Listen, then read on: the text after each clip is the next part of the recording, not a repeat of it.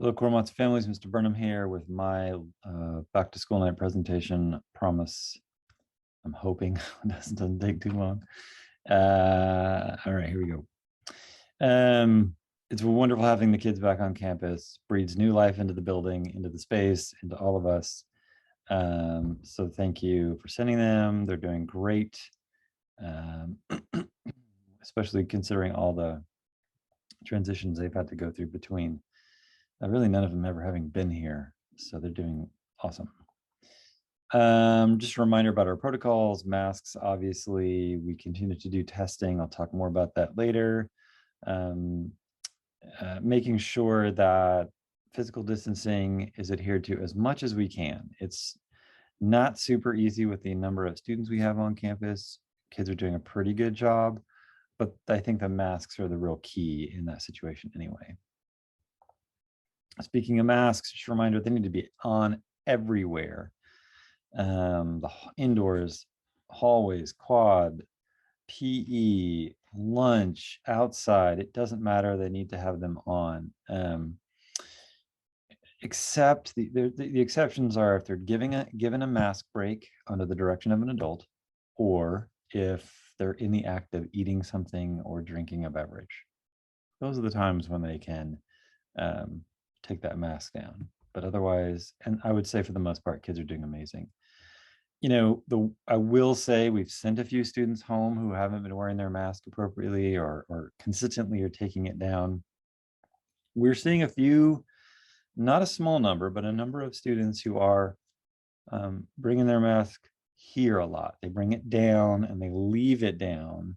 And sometimes it'll just keep wafting further. Please understand that the reason that we're doing this is to keep those students safe, all of us safe, all the adults safe on campus, and to keep everyone safe at home, because students are going home to different households and we want to make sure everyone stays safe. So please remind students to keep that mask under the chin, over the nose, unless they are eating and drinking, in the act of eating and drinking, or if they're taking a mask break with the teacher's permission. But it is becoming a little bit more tricky, and I'm unfortunately seeing us needing to send more students home for that situation. Also, please, thank you, those of you who continue to do the daily home health screening. A number of families have been awesome about like, hey, my kid's not feeling great, I'm not going to send them in. And then, you know, we find out through a healthcare provider that it wasn't COVID, and that is just exactly what we want. We'll help students get the homework. Students can check in with their teachers directly, but we really want to just say, if you're sick, if you're feeling sick, don't come to school. That's not the year for this. Don't fight through it. Stay home. COVID testing has been a mess, let's be real, but we're working on it, and we're trying to get some support from BTSN to get some more consistency in terms of like the forms that they're using.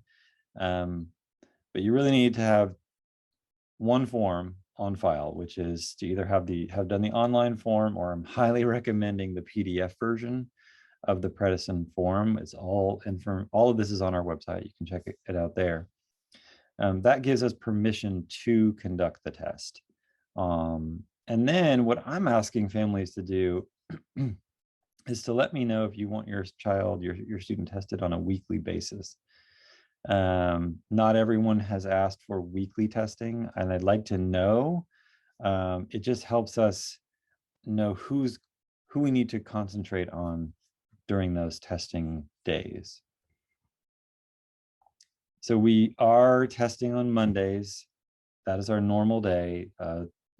You know, Thursday we're testing this Thursday because of the Monday holiday. Our schedule is a little bit still in development because we're trying to gather as much information as we can about the number of students that want, or families that want weekly testing.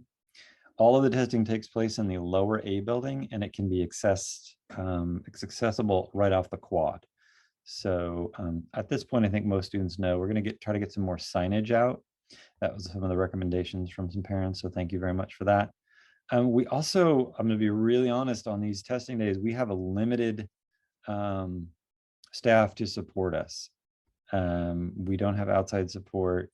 We actually have, we are in need of some volunteer support. So I'll talk a little bit about that later, but if you're interested in helping us out, if you got a badge, we will take that support on those Mondays, and you could help us get students to and from the testing setting. It would be really helpful, and we could do some other things as administrators. I just wanted to just check in about homeroom. I'm not sure my kids are going to let me say this, but it's a great vibe around campus when homeroom is happening. Our doors are getting decorated.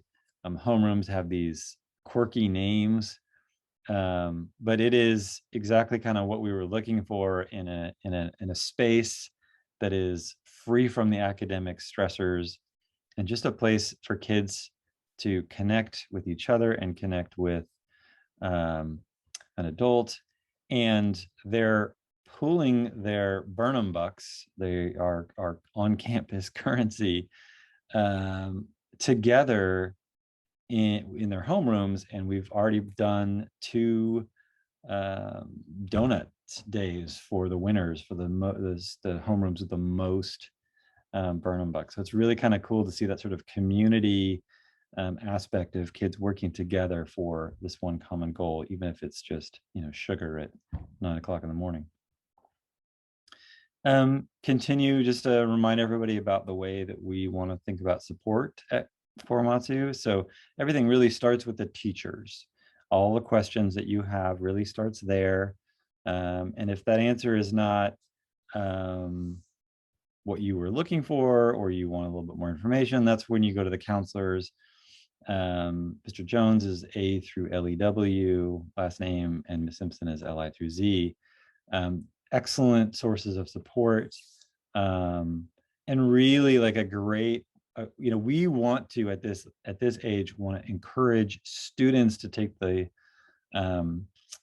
their own initiative and communicate with adults and counselors. And it's hard, but if they're worried about something, if you could give them that reminder, like, hey, talk to your teacher, hey, talk to your counselor. I think it really helps build their agency, and in particular as they head off into high school. And then Ms. Krug is our vice principal. She's here for our students, and then there's me as well. Other areas of support, our office manager is Ms. Castro, attendance, Ms. Andrade. We have our registrar, Ms. Cheney, Mr. Sirhan, our custodial supervisor. Currently, our security team is made up of Mr. Johnson and Mr. Smith, and our textbooks and tablets is Ms. Kirkland. Got to talk about drop off and pick up. It's not gone as well as I think any of us would like. I really want you to take a deep look at this map. I marked it up more than I needed to, but if you look at the blue arrows with the dashes, that is the direction we want families to go if you are driving and dropping. What we don't want is students and parents to drive up Donnell Avenue. Okay, the X there is there. If I could put a roadblock up there, I would. If everyone is driving and dropping down here in the lower portion of campus or up here, it can be a lot faster. And what we're having a problem with is that people are dropping where the buses are. They're also dropping here on the other side of the street, right in front of our neighbors' homes, and then they're walking across the street. And too often what I see is a student walking across the street as a car is coming down. That's like a nightmare scenario for educators to see students in that predicament. So please drop off at the bottom of campus, pick up at the bottom of campus. I encourage you to set a plan and say, hey, student, why don't you meet me over here on the backside of Castro Park? Just walk through the park and I will pick you up there, and you won't have to deal with any traffic. But it's really important that we do not drop off right in front of school. I know that is the temptation, but that is where our buses come. We have 3 buses from AC Transit. We have multiple buses from First Student. And that's where those need to be. And please, again, do not drop off on the other side of the street. Don't make students walk across the street. Office staff wanted me to remind you of a number of things. If you are still needing to submit immunization records, you can just make a copy of those and send to mleon@wccusd.net. Please do that ASAP. Remember, if students don't have TDAP, they can't come to school. It is a law. PE clothes are available for purchase after school. Shirts and shorts are 13, sweatpants and hoodies 18. We still don't have access to the locker room, so just please keep that in mind if you are trying to purchase those. I'd like to hope that at a later date we will be able to use those spaces. Yearbooks. The yearbooks from last year came in a couple weeks ago, so if you purchased them, the yearbook last year, or you want to purchase a yearbook from last year, just contact the main office or come to the main office after school. Yearbooks are $40. Here's another important one. We don't have a huge amount of support staff on campus, so if you need to pick up your child early, please try and please try and schedule appointments outside of school hours. We want to keep the students in class. I know that you have to sometimes. It's just, there's no chance to do anything otherwise. So if that's the case, if you are pulling your student from lunch or PE, please expect some delay. It's hard for us to recognize students just by their eyes at this stage of the game. And like I said, we've got a couple guys up supervising lunch along with usually the two administrators. So we're just trying to keep things going there. And if we're required to grab a kid from lunch, it's not going to be super fast, because then we have to ask, hey, do you know so-and-so, or do you know so-and-so? And then we're all kind of like looking around for the person. We can usually find them, but it's not super easy during lunch and PE. So just please plan for it not to take 5 seconds. And utilize our online absence form when possible. It's located on our website, korematsumiddleschool.org. We will be making some updates to it to reflect some of the religious holidays. So we are looking for some volunteers. Any volunteer that works on campus must be badged and vaccinated, and you have to go through me to make sure that we are all on board in terms of our expectations for adults on campus. We're looking for coaches for basketball, both girls and boys. Really, there's a huge group of kids that want to get involved with volleyball right now. So let us know if you are interested in doing that. I'm sure we could probably even get a boys and girls team. If you are interested in supporting any other kind of sport, contact me. And I'm generally someone who wants to see all of it happen. I think kids should have a ton of different opportunities. Always wanted a soccer team. We don't exactly have a full soccer field, but if you want to coach something, I can probably make it happen somehow.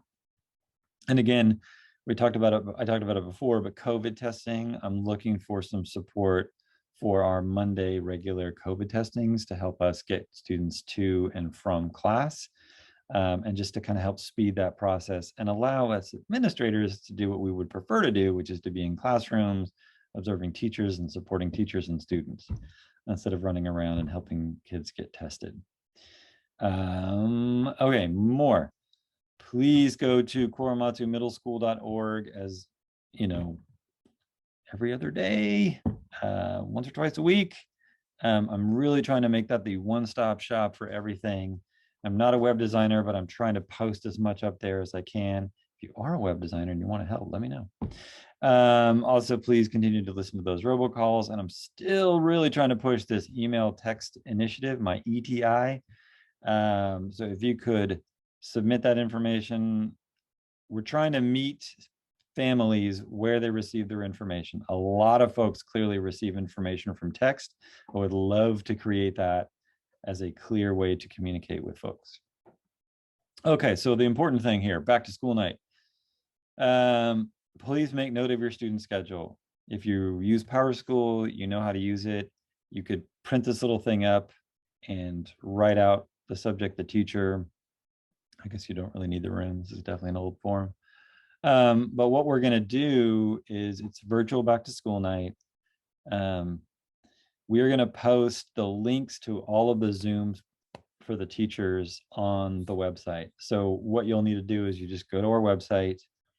You'll go, okay, my student has Miss Schmidt first period, and at 6:30, I will click that link, visit Miss Schmidt's class, watch her presentation. Most teachers have recorded a video and might have a little bit of time at the end for a little live conversation, but it is a synchronous activity. And then you go, okay, that's over at 6:40. So then I have 5 minutes to get out of that one, go find the next teacher. And maybe the next teacher is Miss Alcocer. And so you'll find that link and go to that room and watch that presentation. And so you'll do that for period 1 all the way through period 6. And that's the end. And I hope, well, at the end of it, if you can't make it, which the reality is people work, people have lots of things going on. You've got, we're going to take all those videos and we are going to do like we did last year and post it on our website. So you could watch these presentations from the teachers at your leisure from the comfort of your own home. Wish you could be in person, but realistically, Korematsu has close to 1,000 people for our back to school night, and we just cannot have that many adults on campus.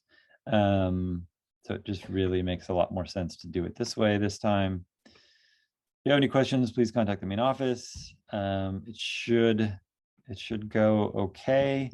I think that's it. Just a reminder that we are one community and we're here to support each other. We're here to be allies for each other. And the kids, I just want to say they're just amazing and it's wonderful to have them back in our space. Okay, I'm done rambling. Thank you. Have a great back to school night.